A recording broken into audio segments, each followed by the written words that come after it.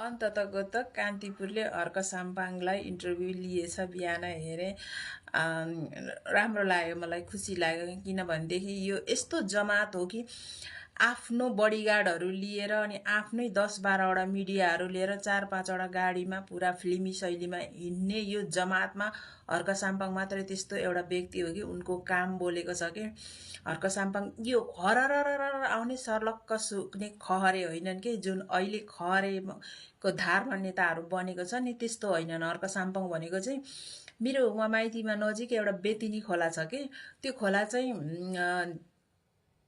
कहिले पानी सुक्दैन। त्यहाँ खोला त्यस्तो ठुलो पनि होइन, मजेौला किसिमको खोला, कहिले नै जिन्दगीमा पानी कहिले पनि सुक्दैन। अनि त्यहाँ चाहिँ एउटा यो ऊ छ कि भनाइ छ, त्यहाँ चाहिँ कन्काई माईको पानी मिसिएको छ, त्यसले गर्दा त्यहाँ कहिले पनि पानी सुक्दैन भन्छन् कि। त्यही खोला जस्तो निरन्तर बगिरहने पात्र हुन् के हर्क साम्पाङ।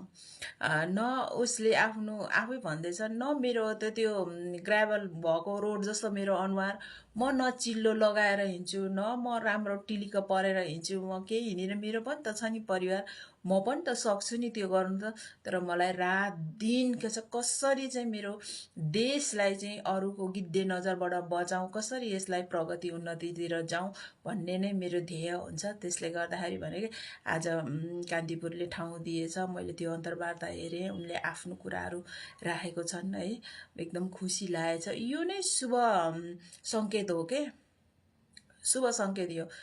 नथाक्ने मान्छे हुनु नि, किनभने पहिला पनि मेयरमा उठ्दाखेरि हारेर पनि ऊ नथाक्ने मान्छे हो के।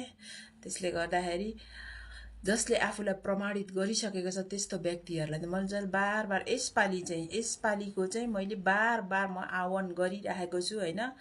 आफ्नो अमूल्य मतदान चाहिँ अञ्जुलीको माटोमै दिनुहोस् है। श्रम संस्कृतिलाई यसपालि चाहिँ जिताउँ के। उसको बोलीमा, उसको त्यो आवरणमा के अरे ऊ कुन के अरे समुदायबाट आउँछ त्यो त काहीँ न, उसले के गर्दैछ हाम्रो लागि, भोलि हाम्रो सन्ततिको लागि के गर्दैछ, त्यो हेरेर मत चाहिँ श्रम संस्कृतिलाई नै दिउँ। मेरो व्यक्तिगत